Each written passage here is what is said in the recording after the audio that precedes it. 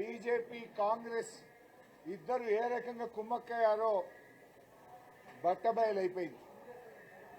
ఇవాళ బీజేపీ శాసనసభ్యుడితో మాట్లాడించడం, వెంటనే కాంగ్రెస్ శాసనసభ్యులందరూ కూడా వచ్చి ఆయనను ఆలింగనం చేసుకోవడం చూస్తే ఇవాళ చాలా స్పష్టంగా అర్థమైంది బీజేపీ కాంగ్రెస్లు ఎలా కుమ్మక్కైనవి.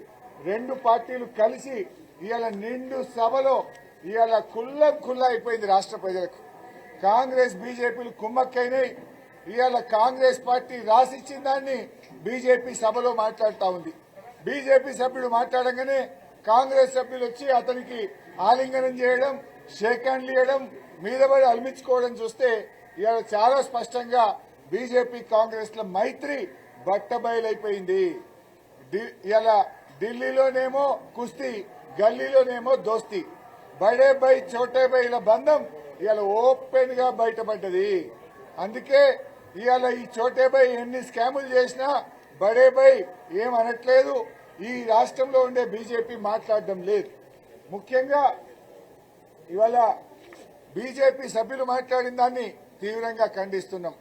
తమ్మిడి హట్టి దగ్గర ప్రాజెక్టు వద్దన్నారు కనుకనే, మేం ప్రత్యామ్నాయం కట్టినాం కనుకనే ఇదే సెంట్రల్ వాటర్ కమిషన్, ఇదే బీజేపీ కేంద్ర ప్రభుత్వం కాళేశ్వరం ప్రాజెక్టుకు అన్ని అనుమతులు మంజూరు చేసింది.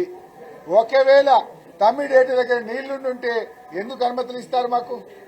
ఒకవేళ కాళేశ్వరం ప్రాజెక్టు సరి అయింది కాకపోతే ఆ రోజు కాళేశ్వరం ప్రాజెక్టుకు 16 సిడబ్ల్యూసీ డైరెక్టరేట్ల అనుమతి, చివరికి technical advisory committee TAC, that is the final approval of the government of India, కేంద్ర ప్రభుత్వం నుంచి కాళేశ్వరంకు అన్ని 100% అనుమతులు ఇచ్చింది బీజేపీ ప్రభుత్వం, కేంద్ర ప్రభుత్వం.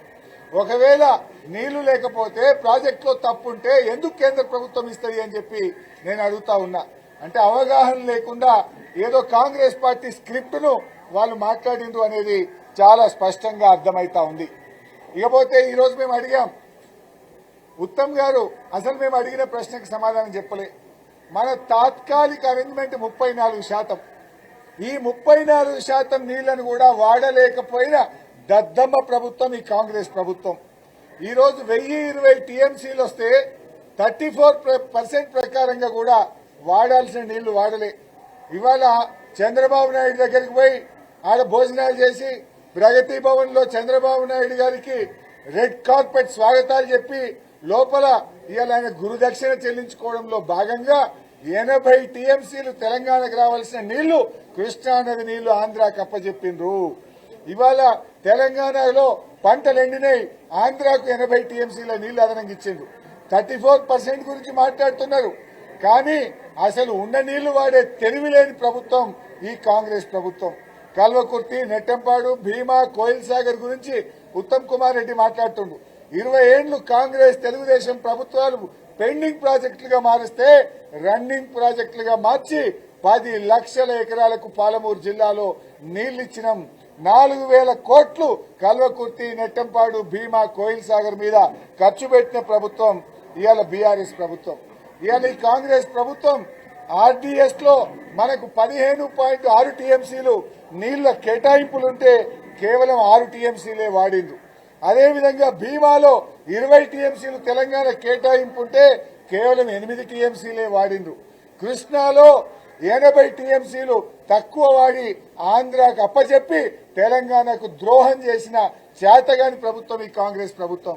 సభలో మాట్లాడమంటే మైక్ ఇవ్వకుండా ఈ రోజు పూర్తిగా బుల్డోజ్ చేసే ప్రయత్నం చేసినారు. దీన్ని సభ జరిగిన తీరును మేము చాలా తీవ్రంగా ఈ రోజు ఖండిస్తా ఉన్నాం. Thank you.